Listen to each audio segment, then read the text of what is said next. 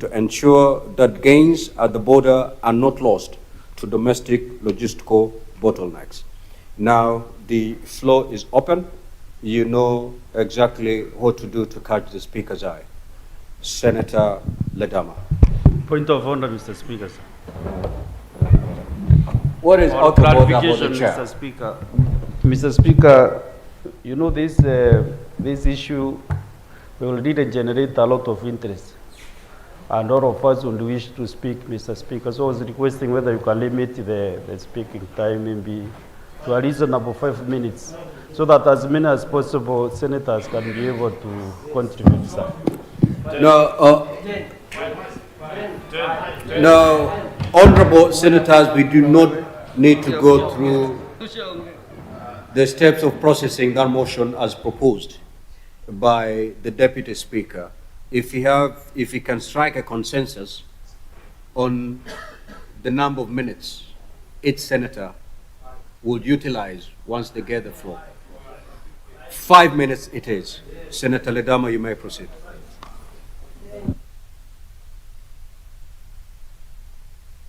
Thank you, Mr. Speaker. Mr. Speaker, I rise to support the motion addressing systemic challenges at the Busia-Malaba border post to enhance Kenyan competitiveness and regional integration. Mr. Speaker, it is important for us to demystify what these challenges are. I was listening to the majority leader when he was moving the motion, and he outlined the challenges. And I think sometimes when we simplify them is when we can actually be able to get the right solution. The challenges, Mr. Speaker, that the majority leader has outlined is, one, outdated infrastructure. You know, I heard him say that the older generation may not understand why a scanner does not work. Maybe it simply needs to be switched on and off for it to be able to work. Mr. Speaker, the majority leader also outlined the biggest challenge, which is the lack of efficiency at the border point, leading to the rotting of perishable goods that are moving between the two countries, Kenya and Uganda. Mr. Speaker, as a farmer, I understand the dangers and the challenges of these systemic problems, and we must address them. If you sit with the President of Uganda, His Excellency Yoweri Kaguta Museveni, the only talk that he will give you has got to do with the need for us to speed up the East African Community Federation, to make it easy for us to be able to trade between the two countries. I don't understand why it is taking us so long.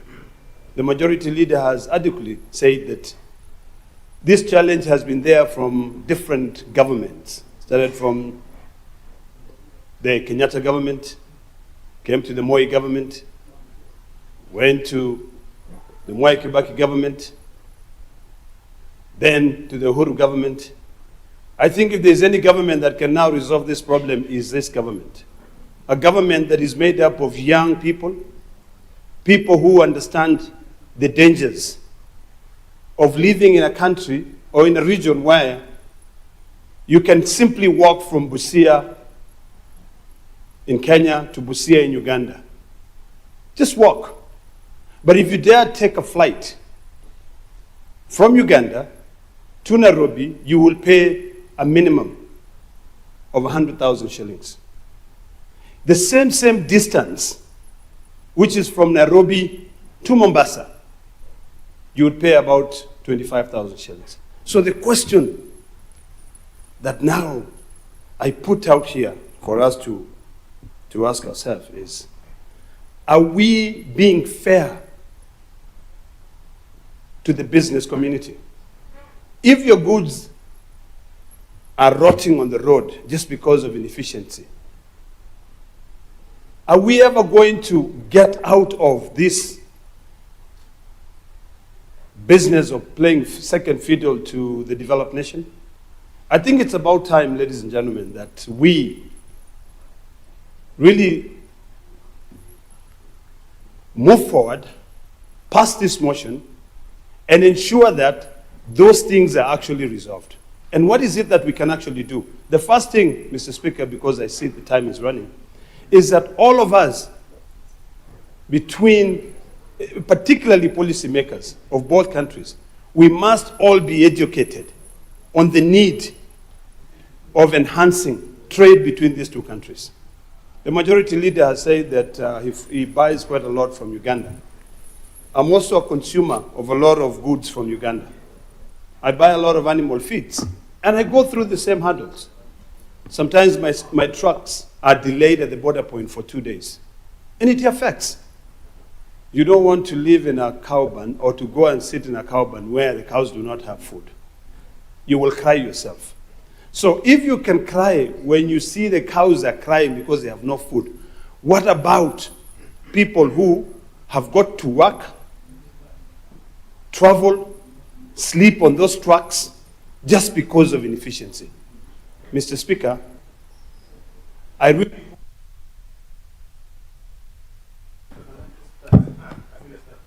One minute. Thank you, Mr. Speaker.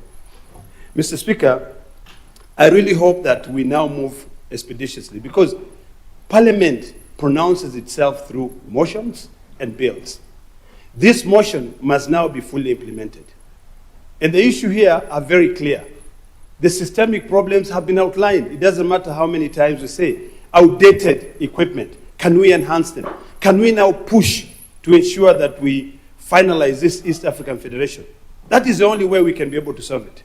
If you compare the Gisenyi-Goma border, Rwanda and DRC, you will see that it is like night and day. I want to invite you to go to Rwanda and go across to Gisenyi border and compare it with Goma. You will see the difference between those who are determined to move into the 21st century together and those who are still sleeping in the land full of corruption and who still want to live in the older centuries. So, Mr. Speaker, this motion is very important. And now that we're here, can we come up with a way, Majority Leader, that we implement the resolution of this Senate? Thank you. Senator Omatinga.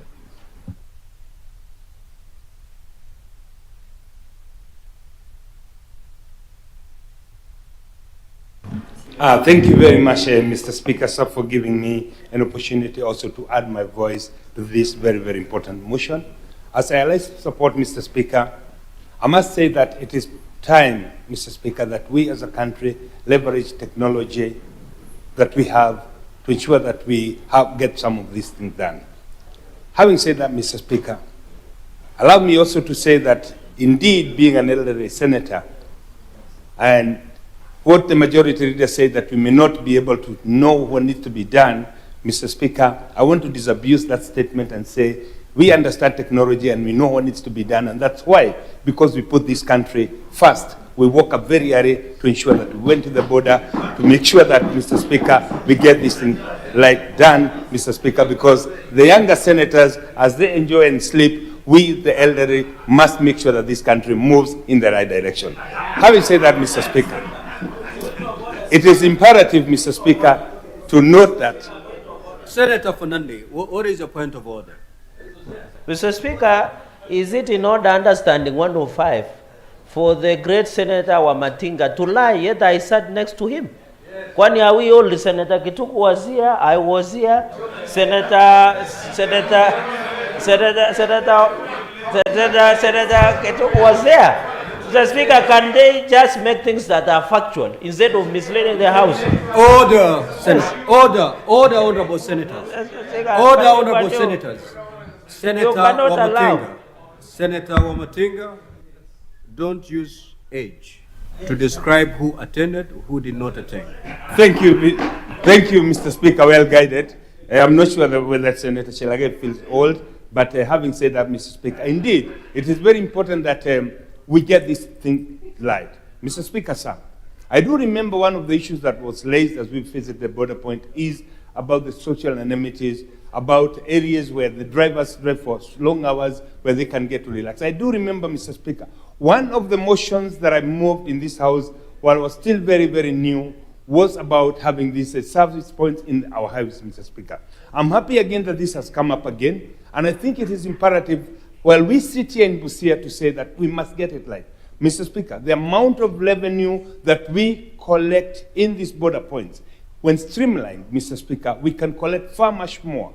But, Mr. Speaker, it is also imperative that we know that we have an East African region that we want to bring into one region. Therefore, the movement of goods, Mr. Speaker, the movement of people, Mr. Speaker, and services, we can be able to align them with the modern technology so that when somebody leaves a factory, when a truck leaves a factory, Mr. Speaker, it is known the amount of good it's carrying, it is known where the destiny is, and, Mr. Speaker, we can have a border point on the go where you do not need to stop for the control, Mr. Speaker.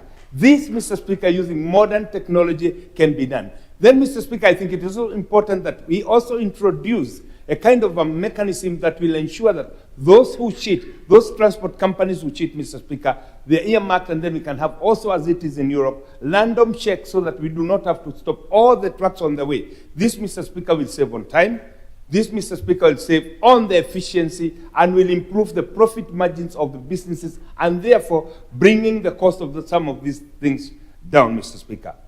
This, Mr. Speaker, we do not need to rediscover the wheel. It is being done across the board in Europe. It's being done in many other regions. And, Mr. Speaker, all we need to do is to introduce a standard operating system where you know the goods are being loaded in a certain truck. We know the weight of these goods. We know the weight of the truck. And therefore, Mr. Speaker, on the go, we would have a high-speed, what you'd call a toll station, that a truck even driving at a speed of 60, 70, 80 is known. This truck is still having the same weight that it was having from the source. This, Mr. Speaker, will ensure that we do not have those drivers who may want to cheat off road and sell some of the goods or add some goods, because we can have a control mechanism on that. Mr. Speaker, having said that, we also saw the scanners, and we were told that right now it is taking about 10 minutes for the people to analyze the scanned images in Nairobi. If we leverage artificial intelligence, Mr. Speaker, that can be real time. The scan is made, at the same time an analysis is generated, as is being done in the medical field. This, Mr. Speaker, is not rocket science. All we need to do is to improve among the ministries, among the departments that are involved, so that, Mr. Speaker, we can integrate this into the system.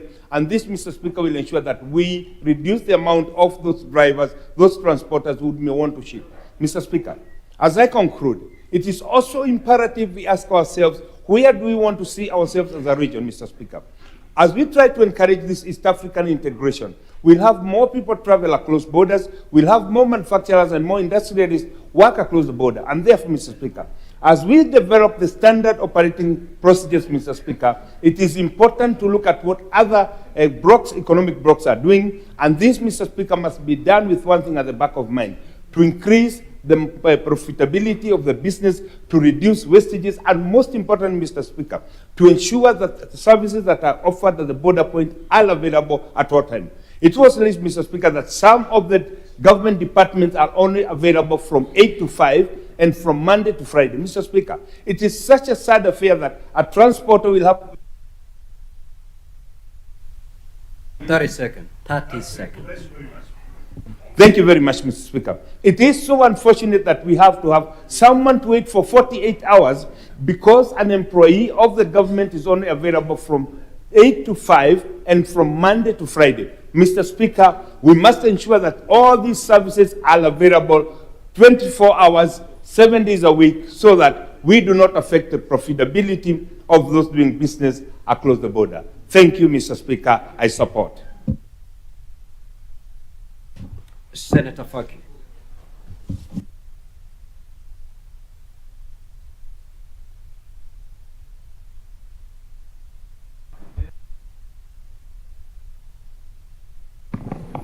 Kwa kunipa fursa hii kuchangia hoja ya kiongozi wa wengi kuhusiana na huduma katika kituo cha Busia na vituo vingine vya mipaka ya Kenya na nchi nyingine za Jumuiya ya Afrika Mashariki. Mheshimiwa Spika, imekuwa ni donda sugu kwamba kuna utepetevu na kucheleweshwa kwa wafanyabiashara ambao wanatumia mipaka ya Busia, Malaba, Namanga na hata vile vile Lungalunga kule pwani. Mheshimiwa Spika, japokuwa tumekuwa na East African Community, Jumuiya ya Afrika Mashariki, kwa zaidi ya miaka 20, matunda yake Mheshimiwa Spika hayajaonekana. Tumekuwa tukitupatupa mikono kizani bila ya kujua ni kitu gani ambacho tunafanya. Mheshimiwa Spika, wale ambao wamebahatika kuzuru mpaka wa Busia hivi asubuhi, mbali na msongamano Mheshimiwa Spika, hata vyoo pale katika mpaka ule Mheshimiwa Spika, hakuna vya kutosha vya kuhudumia madereva ama wale watu ambao wanapita wanatumia mpaka ule kila siku. Mheshimiwa Spika, madereva wengi huwa wamesafiri kwa mwendo mrefu na hawana huduma zozote ambazo wanapata katika barabara zetu. Tukiangalia Mheshimiwa Spika, barabara zenyewe ni nyembamba, magari mawili hayawezi kupishana bila ya moja kushuka chini, wakati hapa ndio mpakani tunaingia Kenya. Mheshimiwa Spika, inavyotakikana Mheshimiwa Spika ni kwamba barabara hapa zingekuwa ni kubwa, mahali pakubwa pa kuweza kuegesha magari watu wakisubiri huduma za mpaka, na vile vile kuwe na sehemu ambazo wananchi ama wale madereva ama wahusika wanaweza kupata mapumziko.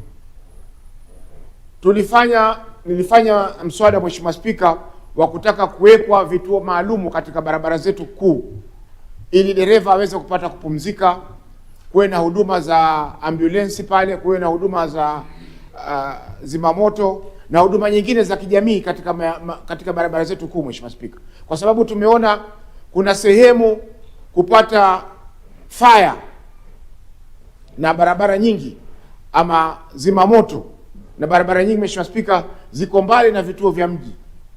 Kwa mfano, juzi kumetokea ajali kule Kilifi, imekuwa ni shida kupata fire kutoka Malindi mjini kuja kuzima moto sehemu za Mtwapa. Kwa hiyo Mheshimiwa Spika, ipo haja kubwa ya kuweza kuhakikisha kwamba hizi huduma ambazo zinatolewa katika vituo vya mipaka ni huduma ambazo zinastahili kupatikana katika sehemu zile. Mipaka mingi Mheshimiwa Spika, ukienda sehemu za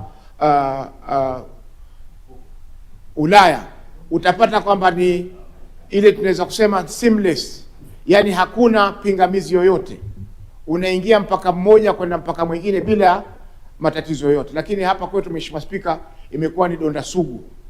Tulianza katika jumuiya ya kwanza ambayo ilifariki mwaka 1977, tukaanza nyingine ya hayati Moi na mwenda zake Ali Hassan Mwinyi na Museveni. Rais Museveni bado yuko, lakini bado jumuiya haijaweza kufanya kazi Mheshimiwa Spika.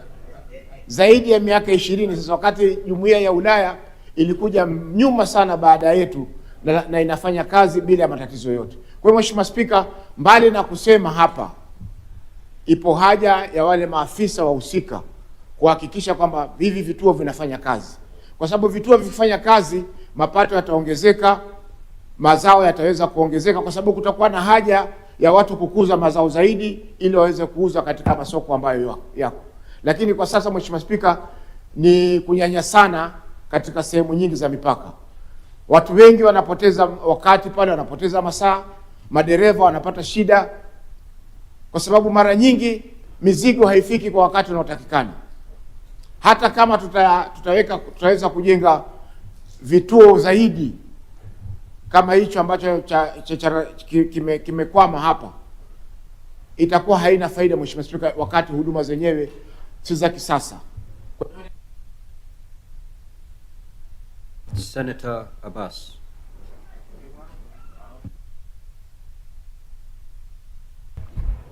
Thank you, Honorable Speaker. Honorable Speaker, I want to join my colleagues also to add on this motion, which is actually the right time. Honorable Speaker, one thing I found is that actually this country, we always say that we are the economic giants of this region. But however, when you go to the borders, if you look at the flow of vehicles and carrying goods, there's a lot of trade imbalance. One thing I've realized is last time I was in Tanzania, the fleets of vehicles that are coming and waiting at the border points for clearance from Tanzania is just so huge. All carrying goods, especially cereals and all this, and timber and all this. But when you look at the side of Kenya, the flow is very small. The number of vehicles are very few. That shows that in Kenya, we are actually disadvantaged in terms of trade in East African community. And I think, I don't know, in a country where there is food scarcity, then you cannot be able to be proud of being the economic giant of this country, of this nation, this region. The cereals and the food that comes from Tanzania and Uganda is unbelievable. One other thing, Honorable Speaker, is that even the passenger-wise, I think I've been going around the last night, and the number of vehicles that are going to Uganda, the buses are actually very few also. So that means there are more people coming from Tanzania, from Uganda, than going to Uganda. That shows actually the Ugandans are doing more business with the Kenyans than Kenya going there and getting goods from them. Honorable Speaker, I was there this morning, and I think I attest that Mr. Sherege was with me, actually. He was there. I want to confirm to the House that he was not among the young men who slept, but he was there. One other thing, Honorable Speaker, is that the roads are just too narrow. These vehicles are huge. They carry goods, heavy goods. And you see the road from Kisumu to Busia is in a very bad condition. The night I traveled from Kisumu, I was shocked. The vehicles almost hitting one another and colliding with one another. There are so many potholes. This is actually the lifeline. Our economic lifeline is this road. Mombasa, Busia, Nairobi, Busia. This is actually the roads that are supposed to be made and repaired every one given time so that we can have more goods and the vehicles can be moving faster. Then how it is now, those roads are so poor that vehicles take too long, other than staying long along the borderlines. Even along the road, these vehicles actually take more time than expected. Honorable Speaker, I think one other thing is the welfare of the drivers and the passengers. Honorable Speaker, there are no proper ablution places, where place for resting. You know, you have to motivate our drivers who are long-distance travelers. The people who travel from Uganda, the people who travel from Kenya, at least along the road, there should be a place for ablution, a place for resting, at least a place for showering, and those places. Therefore, I think it is high time that the country must give back. Because now I'm seeing, we have been told that the target for this year's collection is 9.6 billion. So I think that it's the high time that Kenya should be able to invest so that we can be able to have, a comfortable traveling and has at least increase the flow of goods and people traveling. Honorable Speaker, finally, as I was walking, I was hearing the people talking that I think the senators should come back again. Because they said, this is all the time we're seeing people who are serious. People are saying that Parliament is serious. So I think the Senate Mashinani also should be increased, at least twice in a year, where so that people can appreciate more and we can be able to reach more counties in a given time. If we can go to at least 6, 7, 8, every year twice. I know it's economically not viable, but of course, the Kenyans appreciate that we must visit at least wherever we can reach far ends. We can have even split house. One will be led by the speaker, one led by the deputy speaker, so at least we can have concurrently maybe, at least 2 sessions of visiting by having Senate Mashinani. I think, Honorable Speaker, with those few remarks, I beg to support. Senator Fernandez.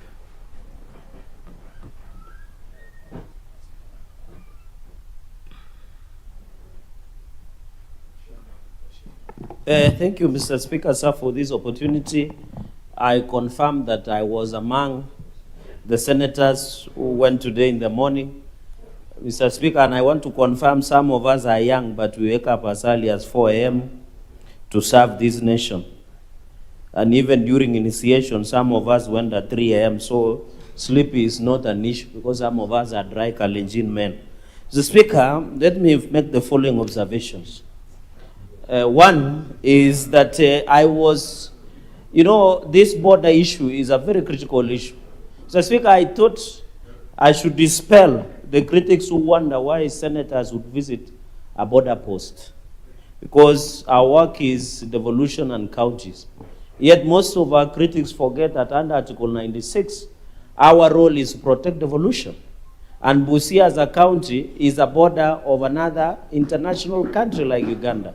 So I hope, Mr. Speaker, because I've seen some people criticizing, especially our colleagues in the National Assembly, wondering what we are doing. In fact, they should have done this job before we came. So, Speaker, this Busia border is a very critical point. But it is very unfortunate that there is a lot of gridlock because of poor infrastructure, demotivated staff.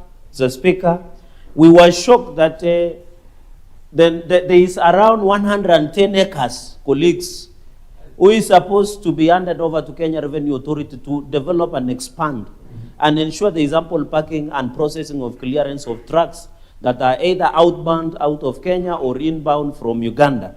Mr. Speaker, and we were told that the proposal is that you heard about Mulwanda border point, Mr. Speaker. We should operationalize, Mr. Speaker. We heard about, I think what was called Buteba border point, which is not very far, Mr. Speaker, that can be operationalized. Because we came to learn, Mr. Speaker, today in the morning, that Busia clears more people. But when you go to Malaba, it clears more trucks, Mr. Speaker. And this 110 acres, Mr. Speaker, we hope, and I hope National Land Commission is listening, because I've seen, Mr. Speaker, this is what is missing in this motion, that we should also include that the National Land Commission fast tracks the transfer of land from the Ministry of Interior to Kenya Revenue Authority and East Africa Ministry, so that they can process and allow the expansion. Mr. Speaker, for some people who have traveled to the US, you see, and this is to Kenya National Highway Authority, under the law, they must construct resting places. Mr. Speaker, it cannot be that when you go to the Busia border point here, that you have to pay to use a public toilet. 20 shillings for the long call, 10 shillings for the short call, Mr. Speaker, and 50 shillings to get a shower.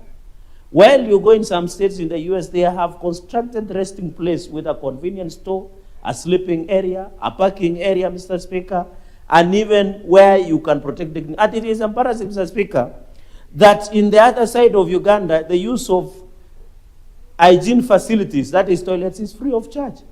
Mr. Speaker, there is a bigger problem that we need to be told what is really happening, Mr. Speaker. Because even when you look at infrastructure, how can that infrastructure, there are only 40 trucks that you can park there, Senator Mundi. Yet we have a number of trucks, Mr. Speaker. We were being told it takes 10 minutes to clear. But that is not the truth. We have 22 agencies, Mr. Speaker, that instead of taking 4 hours to clear here, you take more than 4 days. Because of some agencies are not operational at 24 hours, Mr. Speaker. For example, to clear an inbound of dairy products, you have to wait for approval from Kenya Dairy Board in Nairobi. They don't have people who can do approval here, Mr. Speaker. That is what is undermining efficiency, Mr. Speaker, of free trade area in East Africa, Mr. Speaker. So, Mr. Speaker, as a committee, we must tell these two agencies. And Mr. Speaker, even I'm wondering, why do we call one border post? There is nothing one. You have 22 agencies that you have to clear with. Unless the word, or I'm not good in English, why would you say one border post, one clearance? It is 22 border posts, Mr. Speaker. That's the reality. Because KFIS is here, KRA is here, Kenya Dairy Board is here, Mr. Speaker. It is very unfortunate, Mr. Speaker, that we call it border post. It is the mockery of the English language or mockery of the people, Mr. Speaker. So this issue of clearance is very unfortunate, but I'm happy the Kenya Revenue are collecting a lot of money. For example, in financial year 2023-2024, the target was 4.8 billion, but they collected 4.1 billion. 2024-2025, they collected, the target was 5.33 billion, but they ended up collecting 6.8 billion, Mr. Speaker. Mr. Speaker, another issue is the county government. And I think we did advise them, Mr. Speaker, that they need to improve. Because just 30 seconds. so the county, the county government of Busia misled us yesterday. Yet they are charging 2,500 for the trailer, 1,000 for the canter, and 1,500, 2,000 for dairy products. Mr. Speaker, if we have to be efficient, let us have a multi-agency to ensure that we have proper efficiency of trade. And I hope after this resolution we will make house the trading partners within East Africa will be for the better of all of us. With those many remarks, Mr. Speaker, I beg to support this motion. The Deputy Speaker.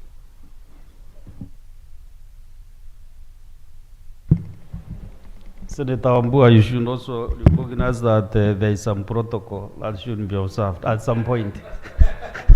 Thank you, Honorable Speaker, for this chance also to contribute to this very, very important motion, Honorable Speaker.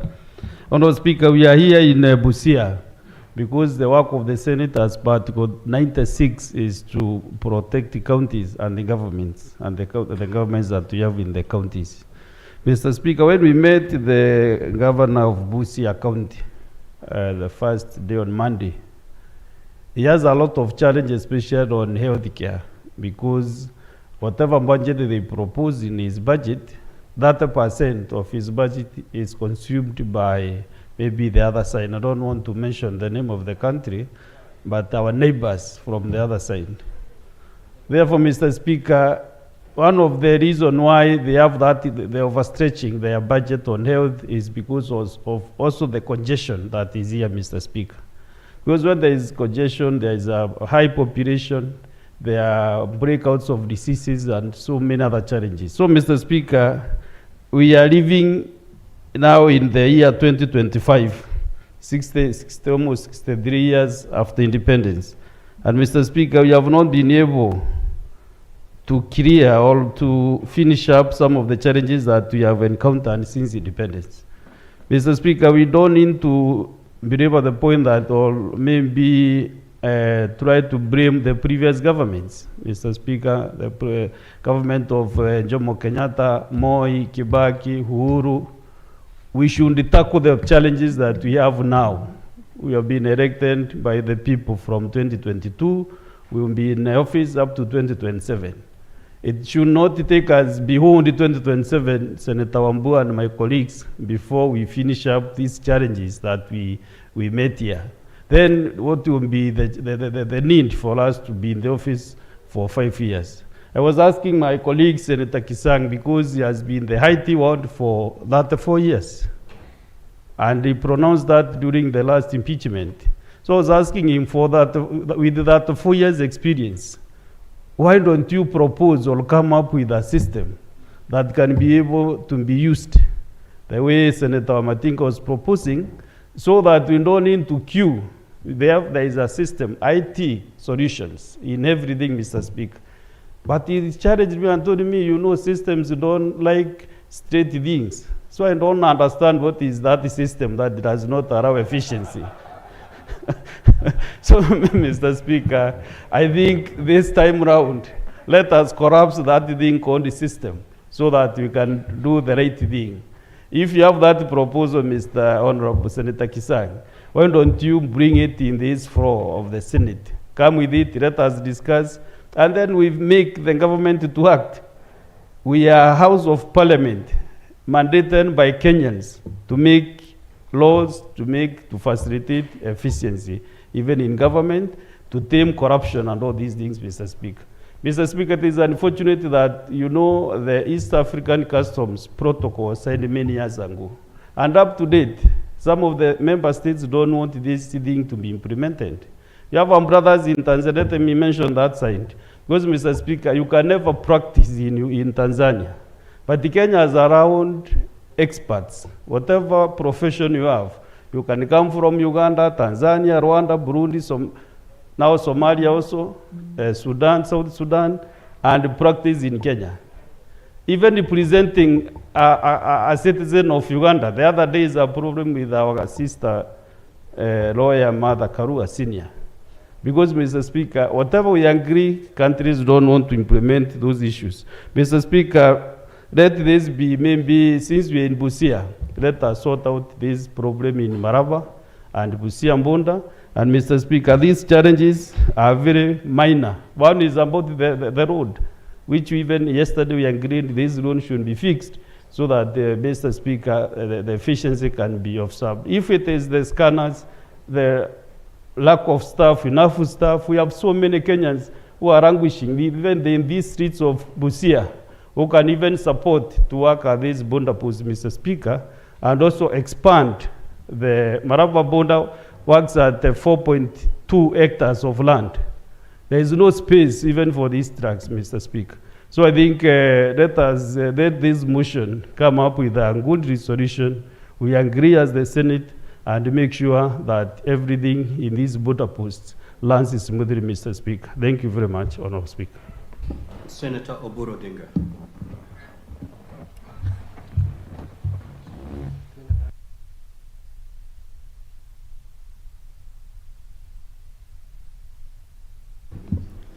Yeah, thank you, Mr. Speaker, sir. Mr. Speaker, this is an area where I'm very sure you are very much aware. This is an area where you have been in charge, and I know you know what the integration of this area means. Mr. Speaker, the people of this area are the same people. We are the same people. These borders were created artificially by the colonial authorities. Mr. Speaker, if you go, you take the Samia people. The Samia people spread into Uganda, and they have members of parliament in Uganda who are Samias. At one time, Mr. Speaker, if some of you might not be aware, in Kenya we had Moody Awori as the Vice President of Kenya, and his brother Agre was contesting for presidency in Uganda. So, Mr. Speaker, we also have the Teso people. They spread into Uganda. The Luo people go up to Lolwe Islands there. So the Manyala people, the same. Mr. Speaker, the Kuria, you go to Masai, and you go down the Digos. They all spread into Tanzania. And Mr. Speaker, this area was supposed to be one country. But because of during colonial times, Mr. Speaker, I was there. There used to be no border here in Busia. We used to move. Busia is not far from here. In fact, I'm a neighbor. I'm more of a neighbor than Halwale. And we used to move into Uganda. There was only a roadblock showing you that you are getting into Uganda. And the currency was one during colonial times. Why are we not doing better than the colonialists? Why was Uganda and Kenya more or less one? Because we were using the same currency. There was only a border to show you that you are now crossing into Uganda. Otherwise, these are the same countries, Mr. Speaker. And Mr. Speaker, sir, the East African community is based on 4 pillars. These 4 pillars, one is the customs union, which I think, Mr. Speaker, is largely implemented. The second pillar is the common market. And this common market envisages free movement of goods, free movement of people, free movement of services, and free movement of capital. And Mr. Speaker, this is where we are doing very poorly.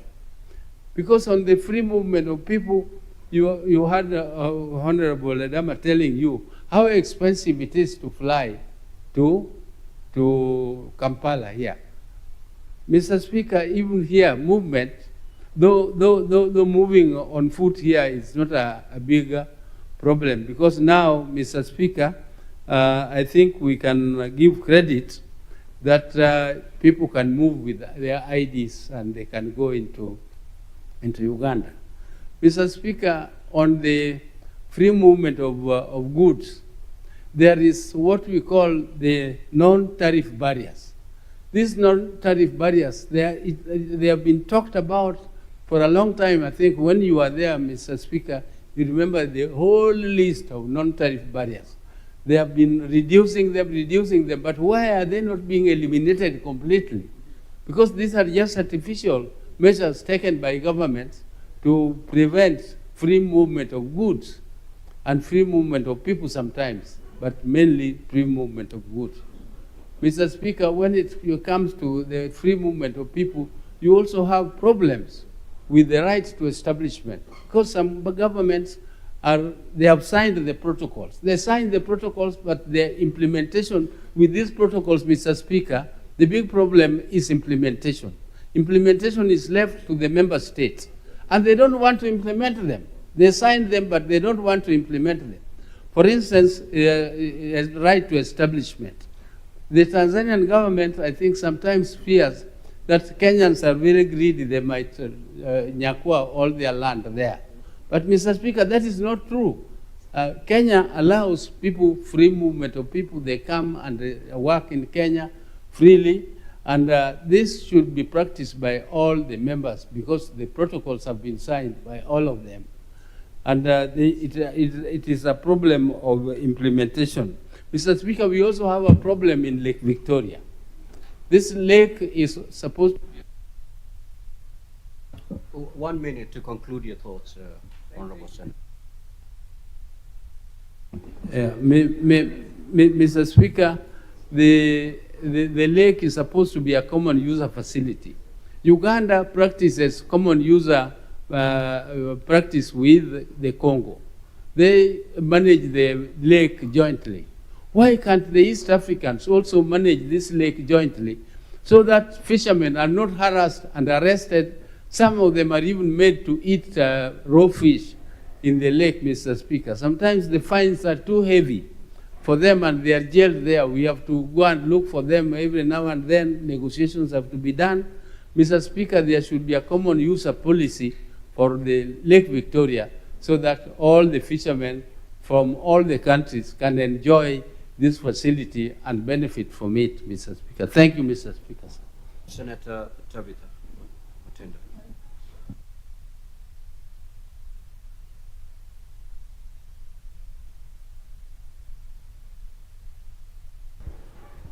Thank you, Mr. Speaker.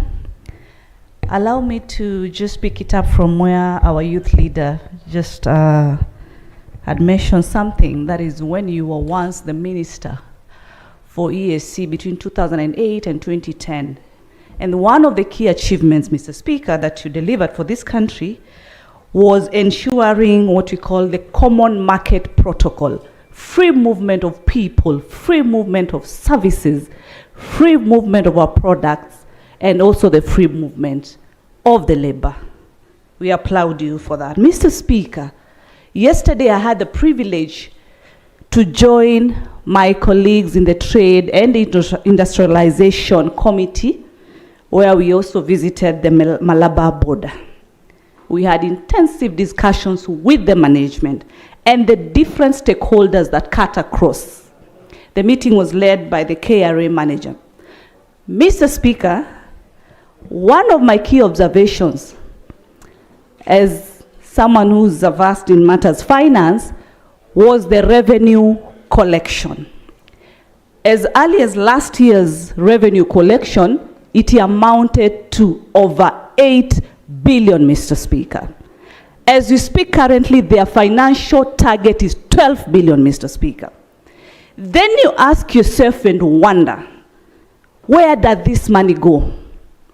Even if it goes to the Ministry of Finance in the consolidated fund, Mr. Speaker, the border deserves to get the development, Mr. Speaker.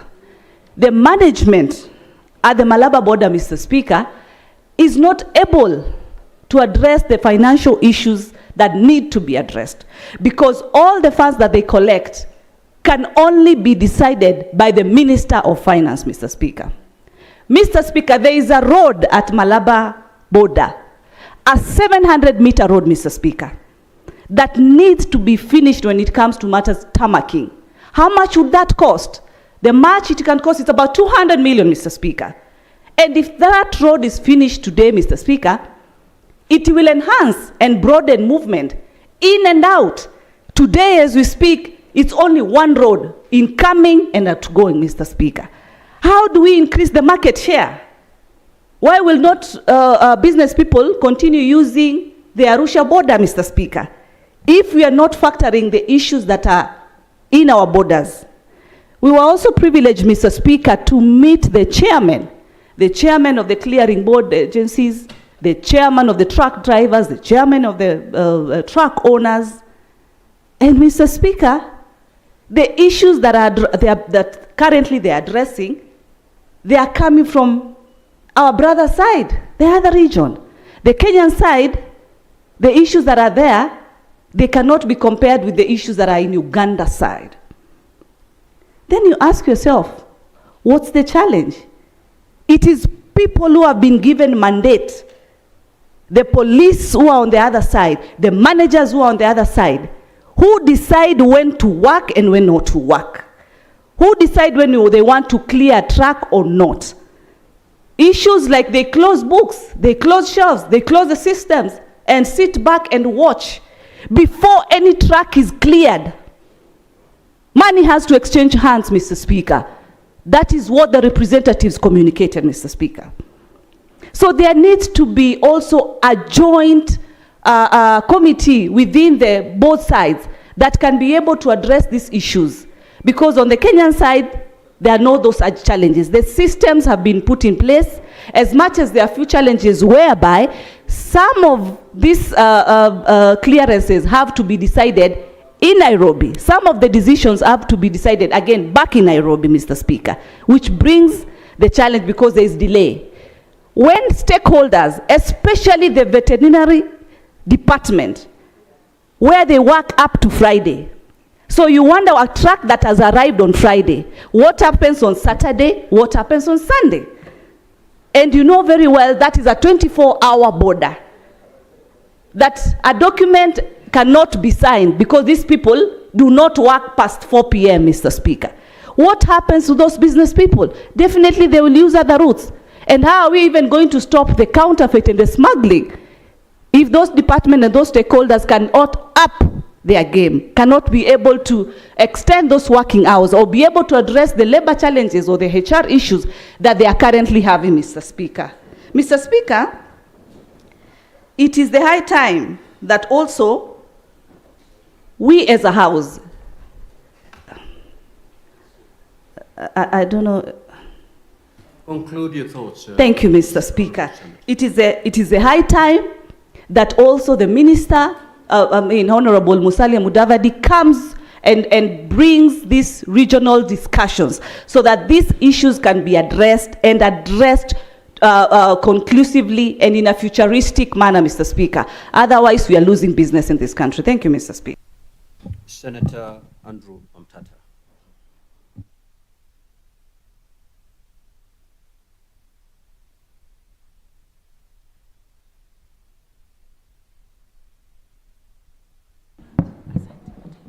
Thank you, Mr. Speaker, sir, for the opportunity to address this august House. The motion I support, it's very important. I will also bring the attention of the House that the county government of Busia makes absolutely no revenue from all the challenges it faces hosting the international border point.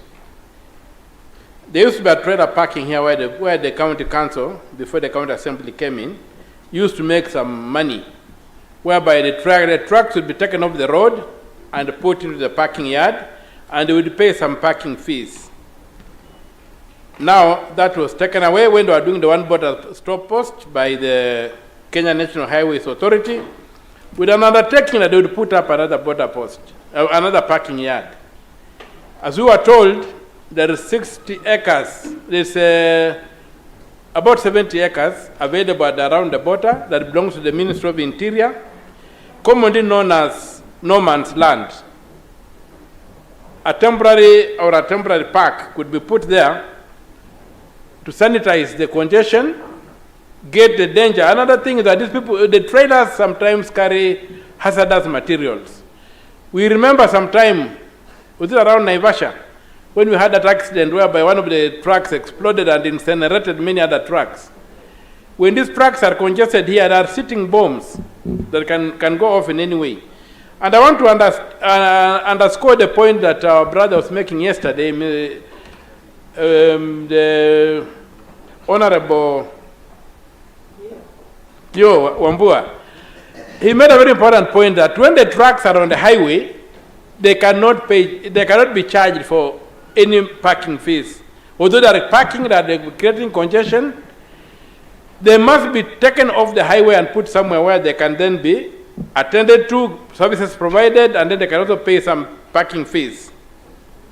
My sister's Honorable Mtinda has mentioned the non-tariff barriers on the Ugandan side. These non-tariff barriers on the Ugandan side required intervention that may be even at the level of the heads of state to address. And so as we talk about the Minister of Foreign Affairs, we must not forget that the top diplomat of this country is the president. And maybe his attention could be drawn to the non-tariff barriers on the Ugandan side so that he could discuss it with his counterpart on the other side to see what kind of interventions can be done, and even just remove the point at which they begin inspecting that trucks on the other side so that there's no congestion created. We must be aware to the competition from Tanzania, whereby the inefficiencies on this corridor, for some of us who have been in Arusha, have been told that the inefficiencies in this corridor are contributing to the movement of cargo away from the Mombasa port to the Dar es Salaam port.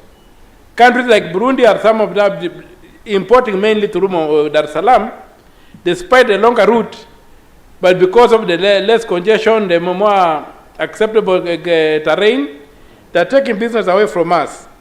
So we must be aware to that, and that's why I'm happy that this motion is mentioning the Ngelechom land. The Ngelechom land, which I hope we'll be able to have time for a committee of the Senate to visit, is just out here between Busia and Malaba. 200 acres of public land. You don't need to acquire that land. It's government land. And a trailer city, not just a trailer park, a trailer city can be erected there that will be also contribute as an industrial base to this county. Mr. Speaker, sir, we don't have an industrial base for this country. The only industry that you can see people engaging in is border, which has its own challenges, which has its very low income. So it's important that the Ngelechom land be considered seriously as a possible area of putting up a modern trailer park that can suck up all these issues. We heard about the Muluanda border crossing, which is also idle, not being utilized. So if we invest in infrastructure, we should be able to get matters moving faster. The question of our neighboring country using a hospital is also true, but remember, those people don't come with SHA and SHIF. Those people pay cash.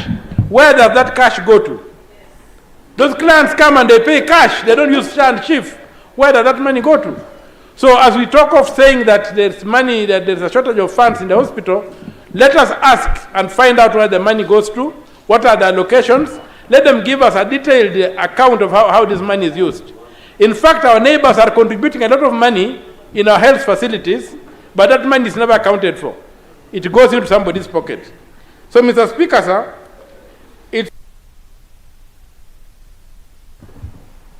Because you are host, let me give you 1 more minute to clear. So, Mr. Speaker, sir, it's with a very, very happy heart that I contribute to this motion, and I'm happy that the Senate has seen for itself the challenges we face here, most of which are self-inflicted. Even today, as I was walking in the town, they said the Senate should not leave Busia because for the first time, the streets have been swept, the waterways have been unclogged, and some people are saying the Senate should move from Nairobi to Busia. That's maybe when the county government is going to work. That's how bad things have been in this county, and I hope that the committees will follow up with the various issues and ensure that the county government works for the people of Busia and works for the people of Kenya, and that the border points are decongested, but decongested in a manner that business remains in Kenya, not decongested in a manner that there's no business in Kenya.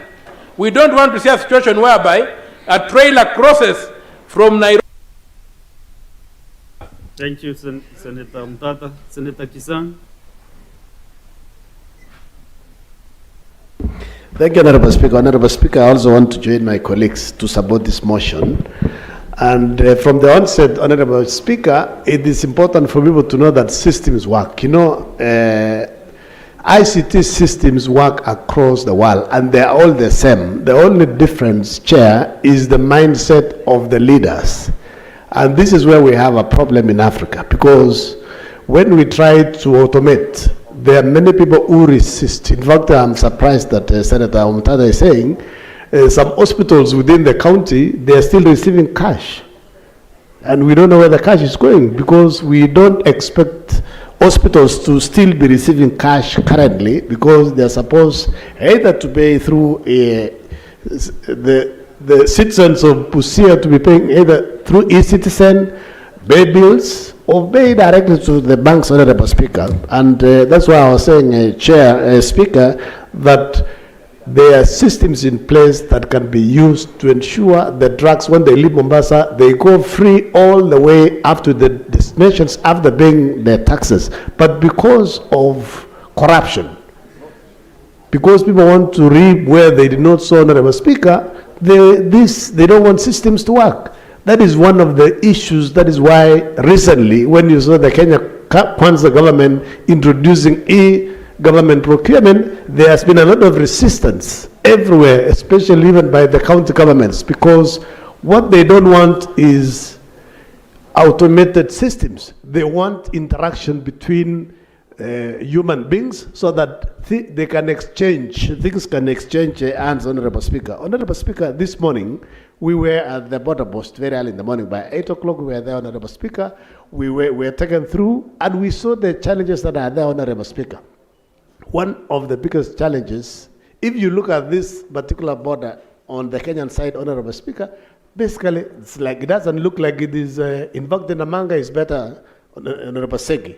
It is very clean, organized, but this particular place, it is in a mess, Honorable Speaker. And this is one of the things that we want to resolve, that the county government of Busia and also national government, because we have 70 acres for Minister of Interior, we have 40 acres for Minister of East African Community, where the officer in charge of the East African community in this particular county, Honorable Speaker, this border post, they've said they already have donors who are willing to put up serious markets, they're willing to put up infrastructure, so that the women from both Uganda and the Kenyan side can trade freely and have very good and ample space, Honorable Speaker, even where they can breastfeed, because the lady in charge of the women, the small women businesses under $2,000 within Busia, Honorable Speaker, said there are some young mothers who have children, but they don't have anywhere to breastfeed, they don't have anywhere to even change the children, Honorable Speaker. Same business, I think same issue also in Malaba. I'm sure this is what you witnessed yesterday. And the resources are there to assist. Honorable Speaker, Kenya Revenue Authority, they have one scanner here, and they have told us it's a second scanner that is going. There's one scanner now in Malaba, one scanner is on the way, Honorable Speaker, but the problem is there is a delay. When a truck is scanned, the report is taken to Nairobi Central Control Room, and they take about 10 minutes or more to verify and send to clear this particular truck, Honorable Speaker. This is where there is a lag. In this day and age of artificial intelligence, we want to ask KRA to use AI so that that time can be reduced from 10 minutes to less than 30 seconds, Honorable Speaker, so that we can fast track the flow of trucks at the border, Honorable Speaker. And we want to ask our colleagues on the other side. That's why we are saying the President is our chief ambassador within the region. So we want him also to talk to the other colleagues, so that even as Kenya automates, Tanzania also, they need to do something, so that we don't get backlog on the other side and our business community are frustrated. Honorable Speaker, there is a lot of revenue that is being lost here. We were told 2023-24, the target was 4.8, but they collected 6.1. This financial year, the target is 9.1. I believe they can go beyond 15 billion, both for Busia and Malaba. So basically, there is enough money that can be collected, but what we need to do is basically for our people to embrace. Honorable Senators, from now henceforth, there will be no additional even of 1 second, because many senators still want to say something. What in Busia? Senator Enoch Wambua.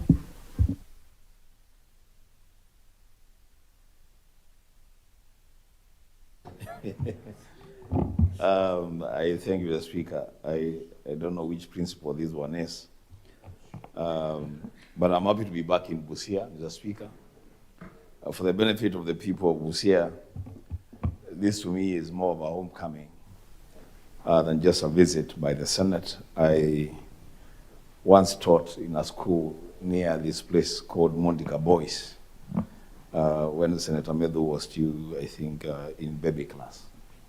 Mr. Speaker, I want to take this opportunity to make a contribution to this motion, but begin by thanking the Speaker of the Senate, the Right Honorable Amason Jeffa Kingi, for the contribution that he made when he was a minister for the East African Community, working under the pupillage of perhaps one of the best presidents that this country has ever had, His Excellency the late Stanley Emilio Mwai Kibaki, and under the guidance of the Right Honorable Raila Amolo Odinga, then the Prime Minister, and of course, the very able Vice President then, His Excellency Dr. Stephen Kalonzo Musyoka, when they crafted the East African Common Market Protocol. And you know, Mr. Speaker, what colleagues don't know is that the chairman of that commission that crafted that protocol was none other than Justice Stewart Mazayo. He is the man who is going to be credited for the establishment of the protocol and pushing it through Parliament. Now it's an act of Parliament. So the protocols are there, Mr. Speaker. What is needed, the heavy lifting has been done. What is remaining is just implementation of the protocol. Mr. Speaker, I want to remind ourselves of important facts about us, the senators. Mr. Speaker, Article 93 of the Constitution establishes the Parliament of the Republic of Kenya and defines it as constituting the National Assembly and the Senate.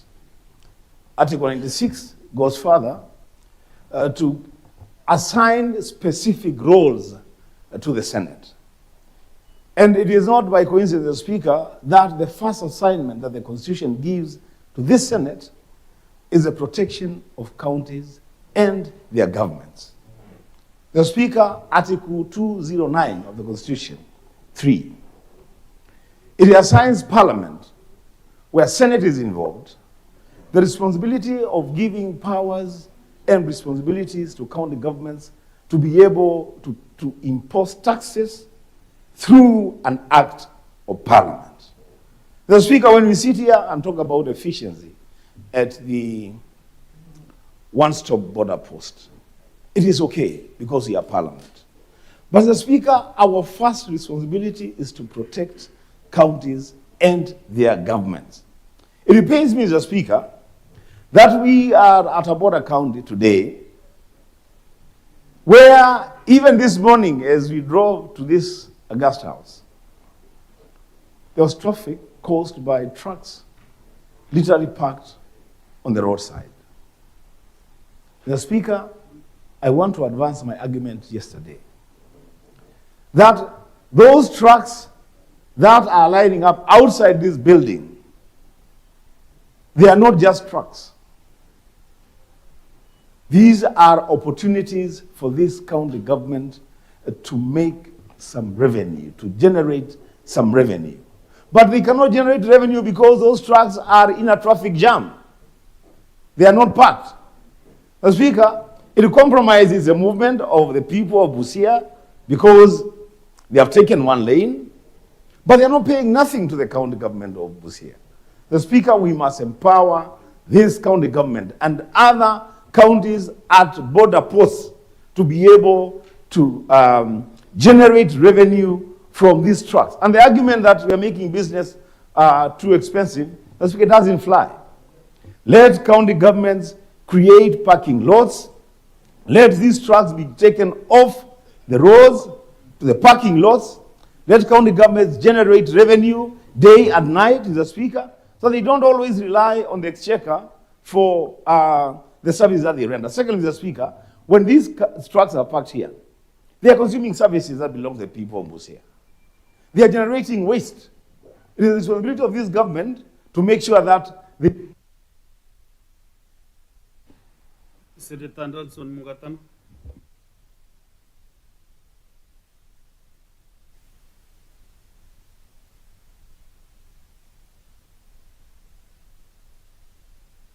Okay, thank you, Mr. Speaker, for giving me the opportunity to contribute to this motion. From the very onset, Mr. Speaker, I really want to support this motion.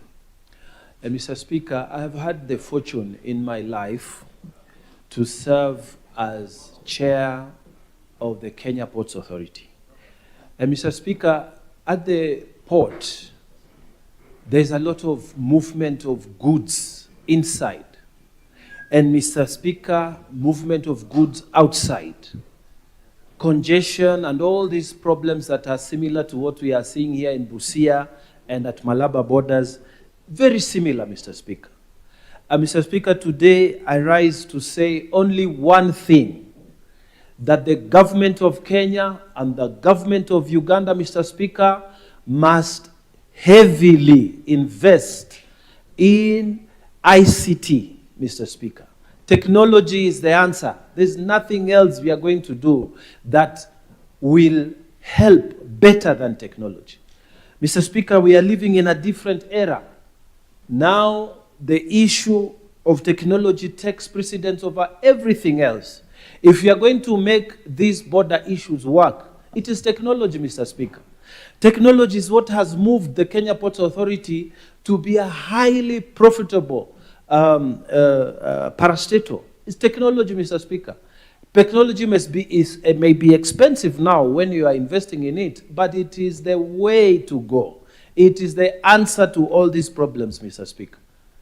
I have in mind, Mr. Speaker, the FS 6000 scanners. These are non-intrusive scanners. Mr. Speaker, you would have a vehicle moving at a speed of 15 kilometers per hour. You don't need to look at the luggage. You don't need to offload. It moves. So all these trucks will not be staying on the road. They will be moving at least at 15 kilometers per hour. And it is a non-intrusive type of scanner.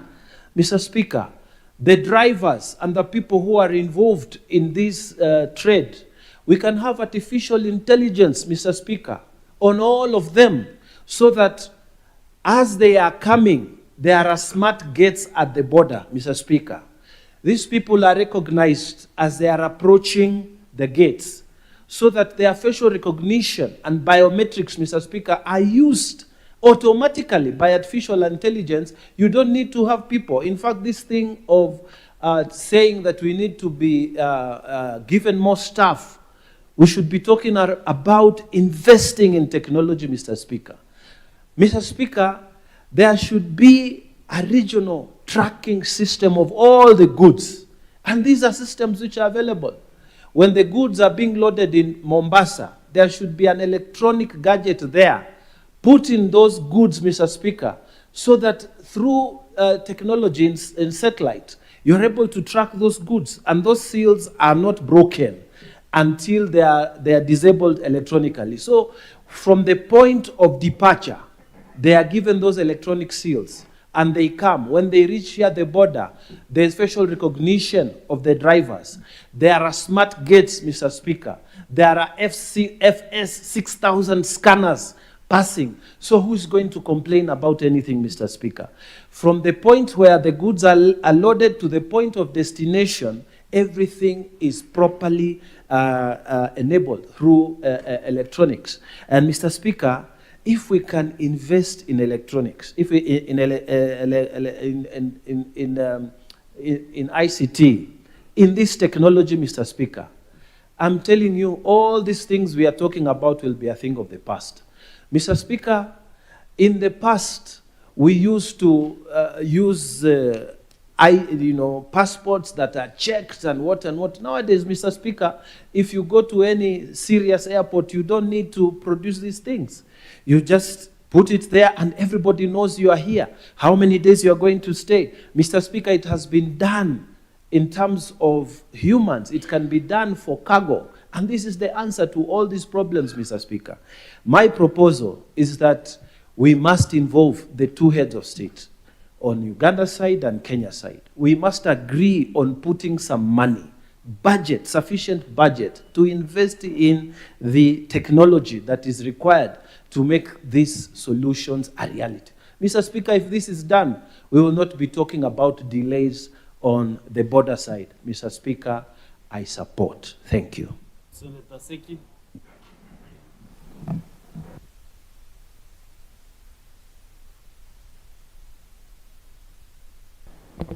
Thank you very much, Honorable Speaker.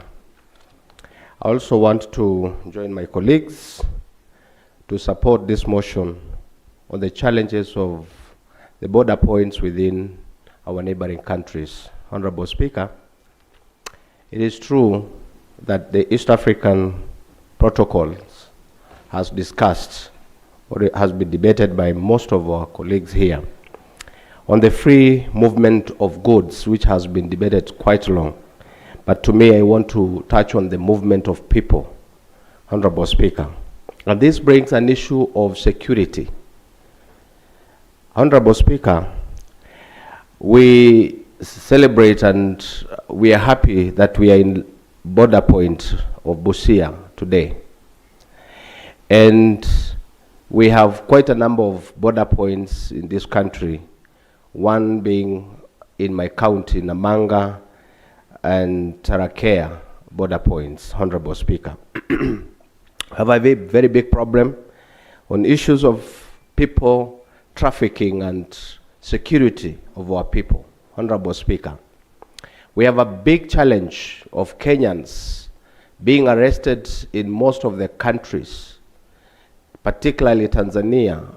And now we have a problem of Uganda also coming in. We have one citizen of Kajiado by the name Bob Njagi, who have been arrested in Uganda. And we still don't know where he is, Honorable Speaker.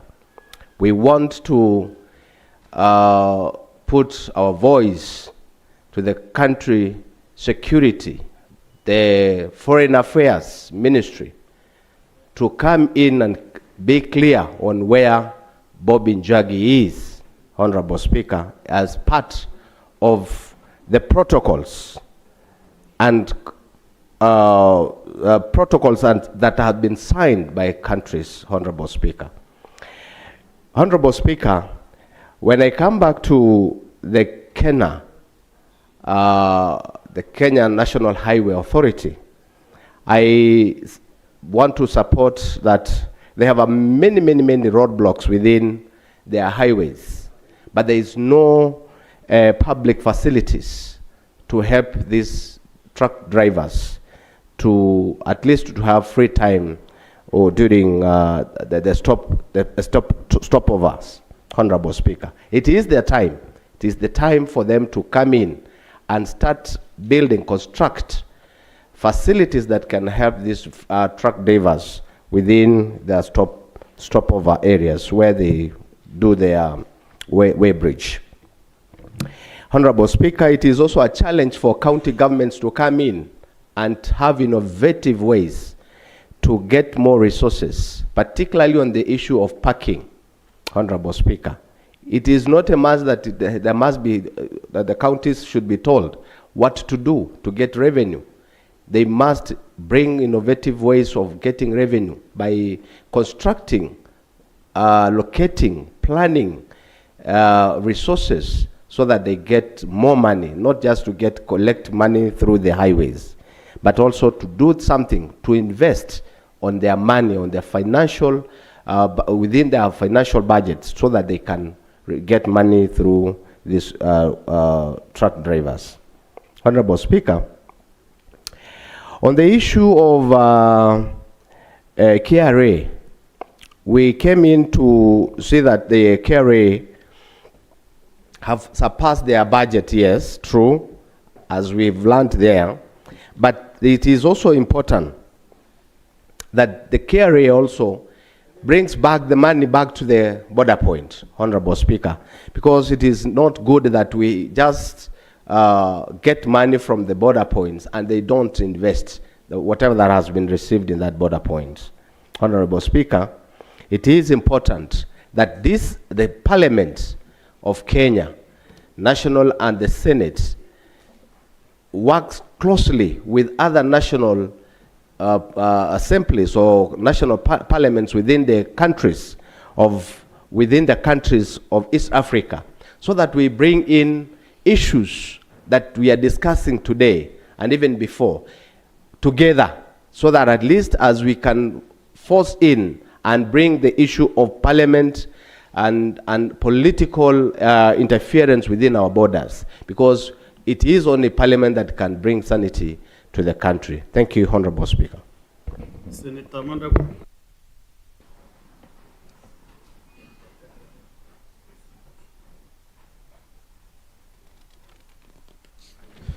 Thank you very much, Honorable Speaker. Honorable Speaker, first, Honorable Speaker, let me say that the one-stop border post is a very important installation for cross-border trade in this country. But, Honorable Speaker, I want to address myself to the issues that I think Government of Kenya agencies have capacity to resolve in order to facilitate trade between the East African countries, Honorable Speaker. Honorable Speaker, one of the agencies that we would want them to take serious action, and almost immediately, Honorable Speaker, is the Kenya National Highways Authority, Honorable Speaker. Honorable Speaker, as a trade committee, we had the opportunity to visit the Malaba one border post, Honorable Speaker. And Honorable Speaker, what is standing between more trucks being cleared through that border post is a road that is 700 meters in length, Honorable Speaker, that a contractor abandoned more than 4 years ago, Honorable Speaker. Honorable Speaker, I really don't understand why Kenya National Highways Authority have taken more than 4 years to revisit that road and complete, so that the trucks that leave Uganda and the trucks that leave Kenya to Uganda, Honorable Speaker, can use different routes and facilitate faster clearance, ease the traffic that we are seeing on our roads, Honorable Speaker. Honorable Speaker, Kenya National Highways Authority, they do understand that when they design the roads, there is need to provide social amenities such as lorry parks at periodic intervals, Honorable Speaker, first to ensure the safety in our roads, so that when our long-distance truck drivers are tired, Honorable Speaker, they must find a good, secure place to park and take a rest, Honorable Speaker. Honorable Speaker, Kenya National Highways must take their work very seriously. In Uasin Gishu County, for example, Honorable Speaker, the bypass that was designed at the interchange that connects the road to Kitale, to Ebuye, back to Eldoret and to the bypass to the airport, Honorable Speaker, a lorry park was developed without toilets, without shower places. It's just a parking lot. That parking lot of recent past, Honorable Speaker, has become a social joint for the young people. They have what they call park and chill. The challenge is they park and chill without toilets, without social amenities, Honorable Speaker. Kenya National Highways must now incorporate in all their designs of new roads these amenities without failure, Honorable Speaker. Honorable Speaker, the border posts, the Malaba and Busia, generates close to 15 billion shillings, Honorable Speaker. I would want to urge the national government to reinvest at least 2 billion from the money being generated in Busia and Malaba to improve these border posts, Honorable Speaker, which will not only increase the revenues they are going to earn, but make the business environment friendly, easier, and make trade possible. Honorable Speaker, even as I wind up, I was pleased this morning to note that there are small women traders circle that is doing very well here in Busia, Honorable Speaker. And surprisingly, Honorable Speaker, our counterparts in Uganda are doing better in terms of facilitating them, Honorable Speaker. And we had a testimony from the chair who said, even when they don't have identity cards, Honorable Speaker, and they have a police abstract and a temporary pass, our Uganda counterparts facilitate them to trade even all the way to Busia. And I think that is the reason in Uganda, Honorable Speaker, we can say His Excellency President Yoweri Kaguta Museveni should go for a long term so that they can continue facilitating trade, Honorable Speaker. Honorable Speaker, national government should also help counties, and I don't think it is right to mislead county governments that they can collect revenue that is meant for national government, that they can increase revenue other than what has been put in the East African Common Treaty, Honorable Speaker. Counties must raise their own revenue. However, national government, Honorable Speaker, can come in to help all our counties that have international borders and have towns that are growing around the borders by helping them with the spatial planning, fiscal planning, so that we have cities that are well organized that can attract good traders and good business, Honorable Speaker. This will enable our border towns to attract more business people, and we make the business environment better. These are services that we don't need money.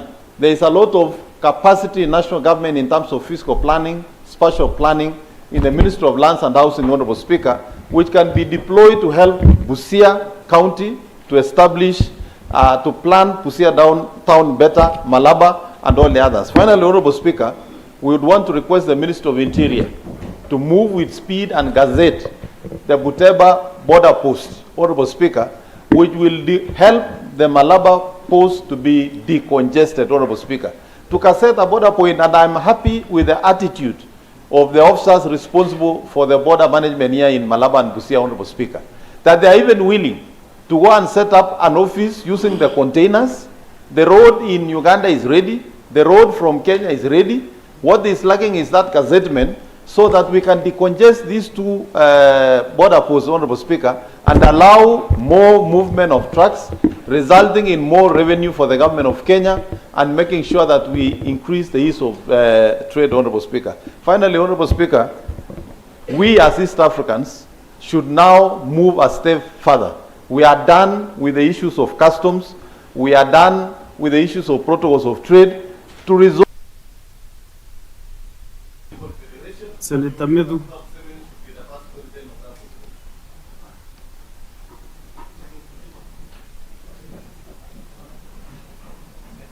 Thank you very much, Mr. Speaker. I'm happy that I finally got an opportunity, and I'm very, very excited to be to come to Busia.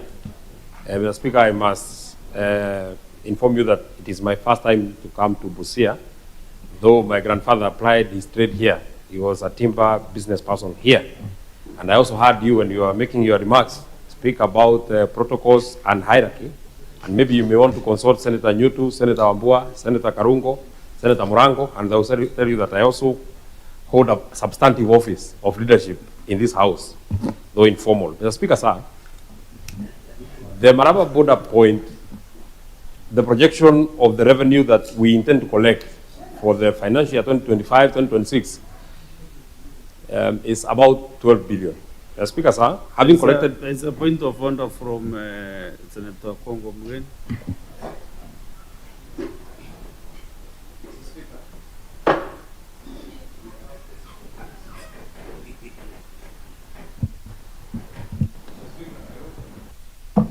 Mr. Speaker, sir, I rise on a point of order to seek clarification from the Honorable Senator, who has just informed us that he holds a leadership position in this House.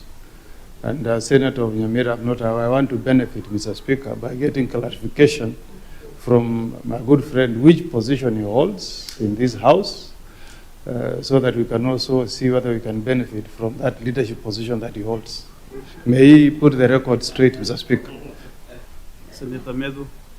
Thank you very much, Mr. Speaker, sir. I was very careful on the words that I used. I said an informal position, and I told you the people that I lead, and none of them has complained. Senator Kavini is one of them. So I am surprised that it is Senator Omkongo Morgan, my cousin, who is complaining. And I hope my time was, frozen, sorry.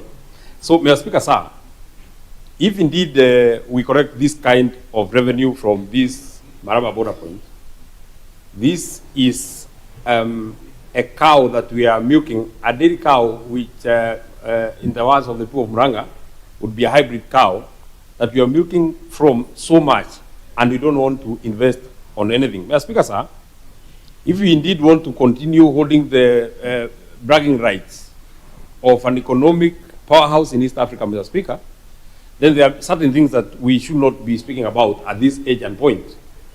Mr. Speaker, sir, the person who was sitting on that seat before you, Speaker Amason Jeffa Kingi, was the Minister for East African Community at my age. And Mr. Speaker, sir, I'm surprised because Senator Oburu has told us that the things that were being discussed in Parliament then are some of the challenges that we're speaking about now. It is such a sad state, Mr. Speaker, sir, that some government agencies that are operating on the one-stop border point, Mr. Speaker, which we have been dissuaded by some of our colleagues that it is not one point, that some of government agencies are not able to operate 24 hours a day and 7 days a week, Mr. Speaker. Some agencies are operating 8 to 5 and only Monday to Friday, Mr. Speaker. Let me just make this one last contribution.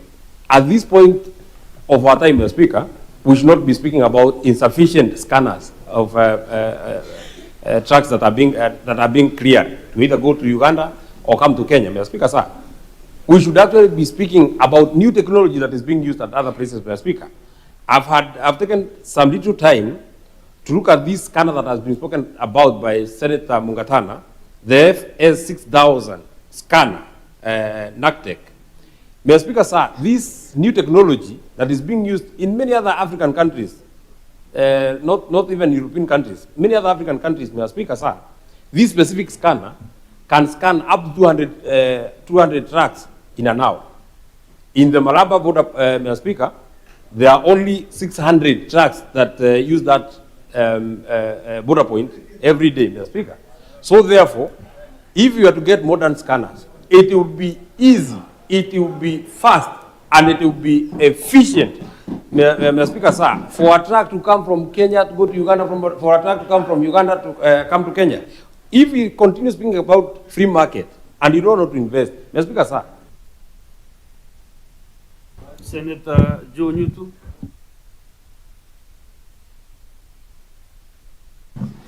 Thank you, Mr. Speaker, for the opportunity to also contribute to this particular motion, and which I want to say right from the onset that I do support.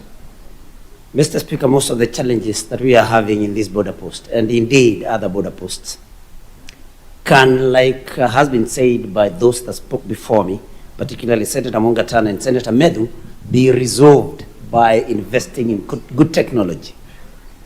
Mr. Speaker, there is a way bridge somewhere near Ruiru, and I believe that you pass by as you go to Meru to serve your people. And you know that there used to be a lot of congestion there before technology was fully deployed there and utilized. These days, most of the trucks, Mr. Speaker, will be scanned at a distance, and there is a screen that gives them a go-ahead if they are not overloaded. And that has eased congestion along that particular, way bridge. And this is something that has been tried and tested, and which should be done or copied at this border post and other border posts, Mr. Speaker. Mr. Speaker, the other challenge that we have is countries that are not comfortable with one another. I mean, countries that hold each other with suspicion, that any time a Kenyan is entering into Uganda, or there are some Kenyan goods entering into Uganda or into Tanzania, that the authorities in these other countries are always suspicious. There is no goodwill.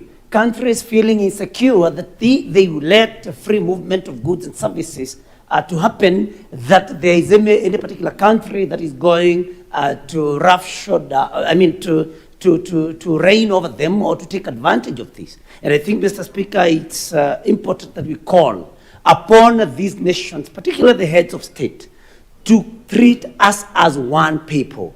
That when a Ugandan is entering into Kenya, when we are having goods being brought from Uganda to Kenya, that there is no suspicion, that there is no hostility, Mr. Speaker, so that we can be able to actualize this East African community.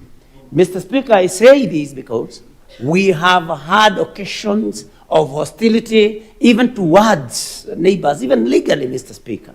And we have been retrogressing as a community. Remember, Mr. Speaker, that some years back, not some years back, many years back, we actually used to have a common examination. And Mr. Speaker, I pray that Senator Medhu and Senator Mugatana, because we have heard them in silence, that they may also allow us to be heard in silence. Mr. Speaker, we used to have, in these countries, we used to have East African Certificate of Education, which I think was the precursor to Kenya Certificate of Education before we came again to KCSE.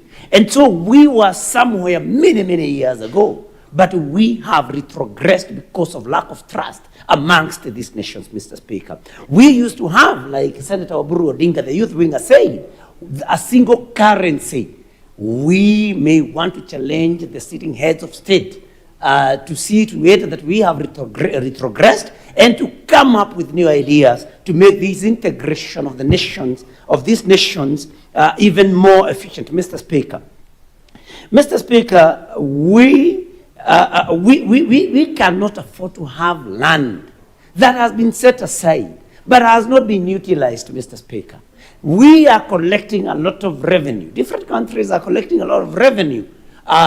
In this post, Mr. Speaker, you must, any rational human being, Mr. Speaker, will invest where there are returns. And so if there are returns in form of the revenue collected in this particular border posts, Mr. Speaker, we should also be able to reinvest the same. Make a good parking yard for these trucks. I mean, put up social facilities in those areas.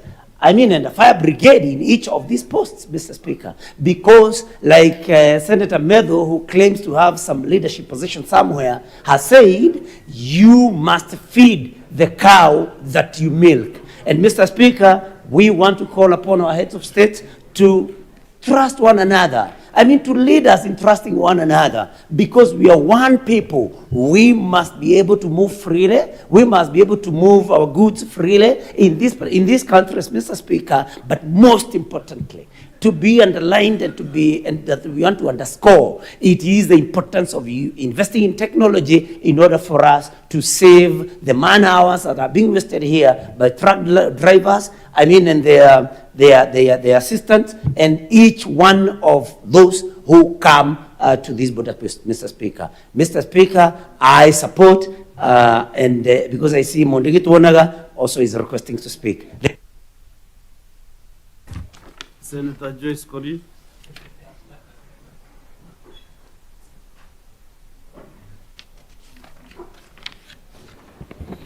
Thank you very much, Honorable Speaker, for giving me this opportunity to also contribute on this very, very important motion.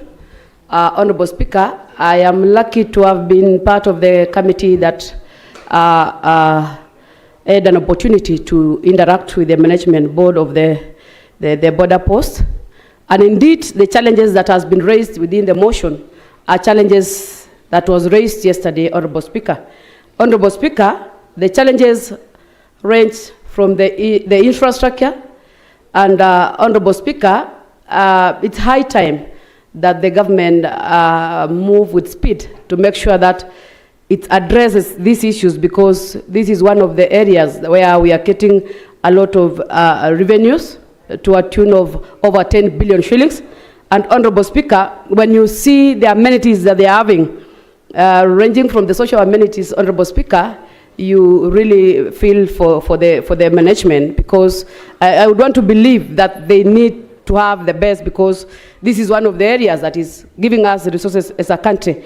Not only that, Honorable Speaker, I also witnessed that we have the PIs around, and the PIs, Honorable Speaker, are not utilized.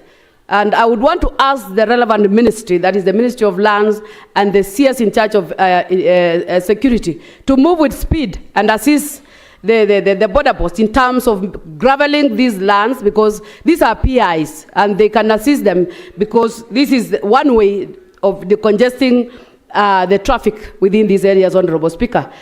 We also realize there's a lot of debris in the sites, Honorable Speaker, which I believe if the government is serious with this, Honorable Speaker, they can be able to address these issues, because we also discussed a number of issues with them on the issues of personnel, where they have shortage in terms of personnel, Honorable Speaker.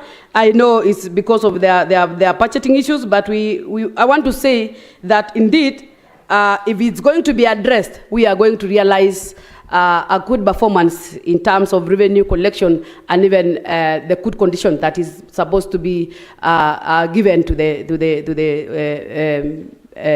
people working there, Honorable Speaker. Otherwise, I don't want to labor much on this, but I want to support. Thank you, Honorable Speaker.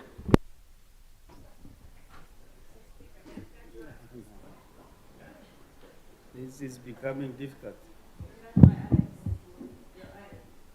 You know, I'm trying to balance regions, gender, regions, Coast. Senator Esther, can you?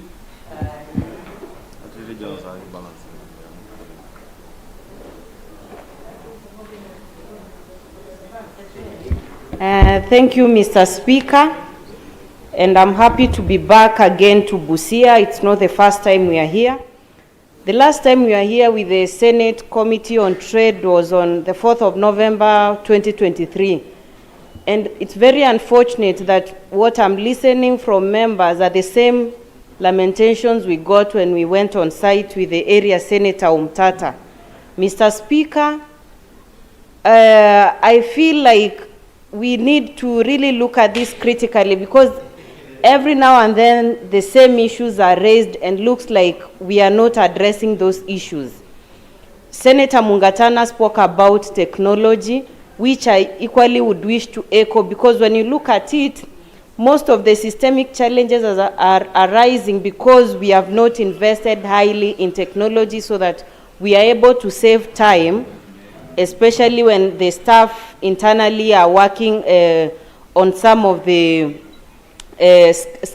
like scanning.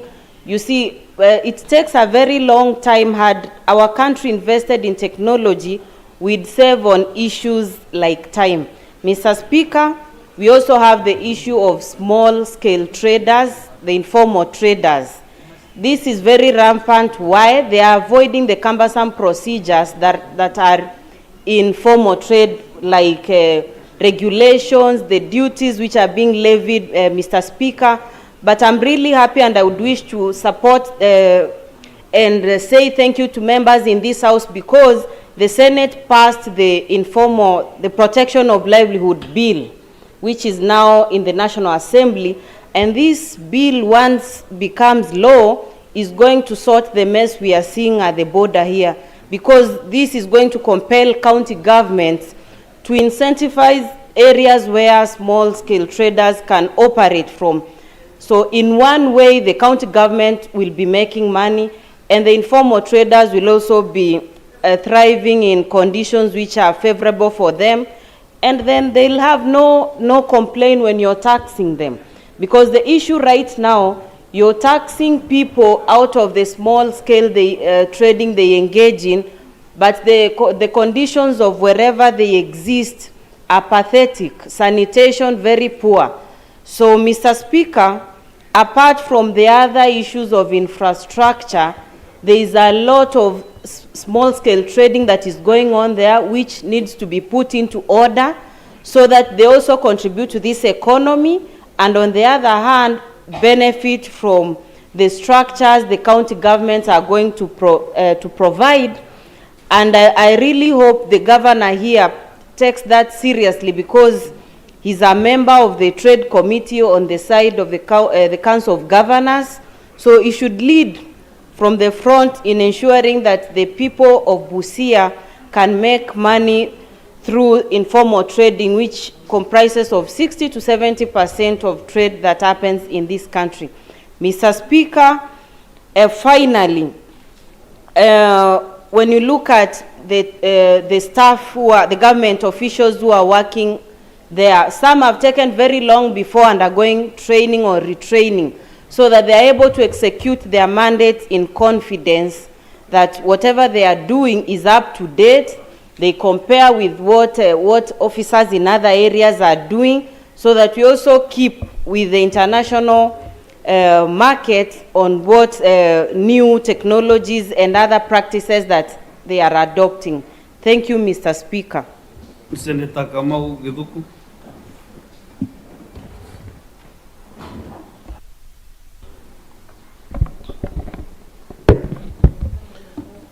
Thank you very much, Honorable Speaker, for giving me this opportunity to also contribute to this very important motion that has been brought in on the floor of this House by the Majority Leader.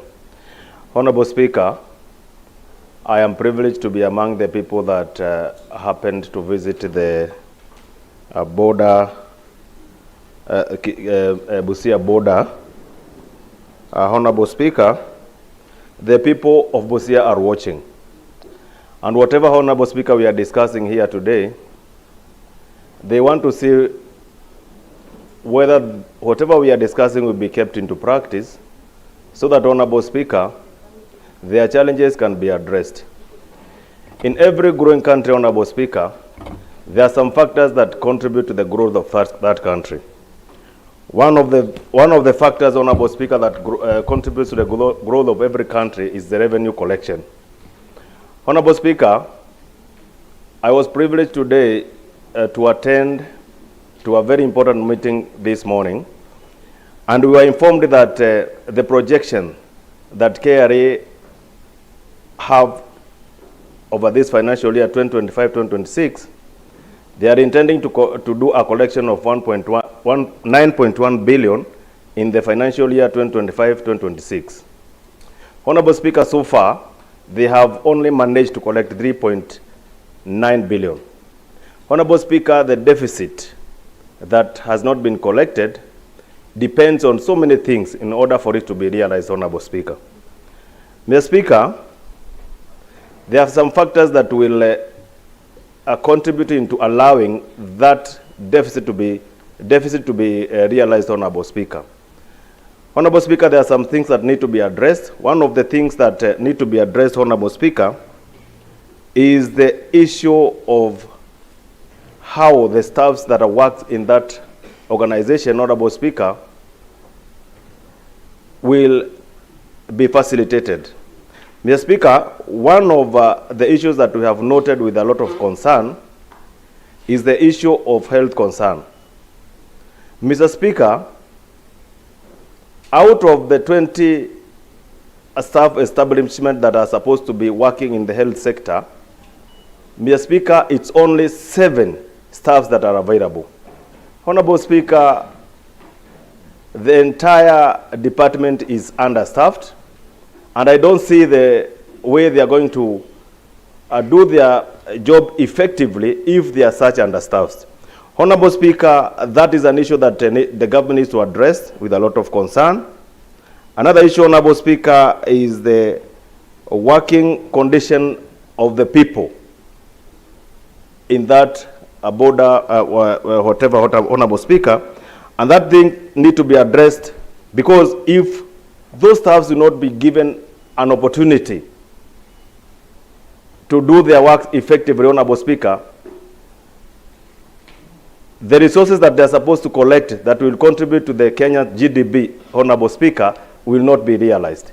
Therefore, Honorable Speaker, I am urging the relevant departments to do what is needful, Honorable Speaker, to make sure that these people are well facilitated, Honorable Speaker. There is a very important factor also that we have noted, the issue of scanners. Honorable Speaker, the scanners that are supposed to safeguard the interest of Kenyans, Honorable Speaker, because of the goods that might be counterfeit, maybe coming out or going out of the country, Honorable Speaker, there are some insufficient scanners. Honorable Speaker, those scanners need to be the issue needs to be well addressed so that, Honorable Speaker, the members of the public can be well facilitated. Honorable Speaker, I also want to point out a very important issue on the issue of PWDs. Honorable Speaker, in all the infrastructures that are in that organizations, Honorable Speaker, they have not considered the issue of PWDs. That is an issue that needs to be addressed, Honorable Speaker, so that people living with disability, Honorable Speaker, will also not feel that they are sidelined, Honorable Speaker. With that, Senator Karen Nyam.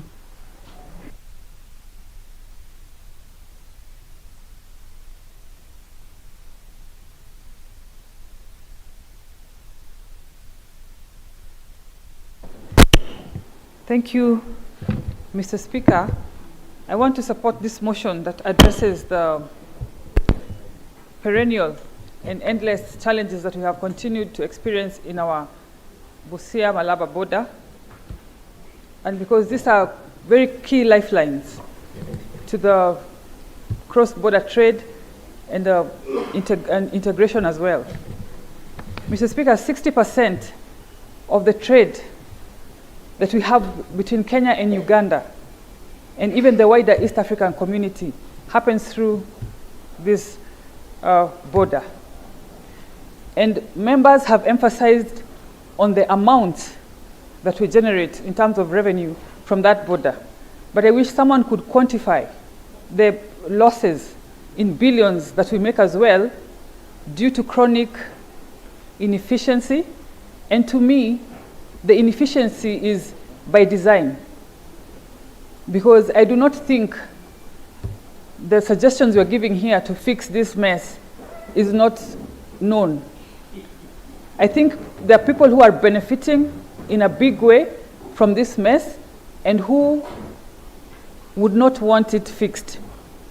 Mr. Speaker, that's why I support fully this motion to have the National Treasury, the KENHA, KRA, the Ministry of Trade, and the Ministry of East Africa come up with a concrete way forward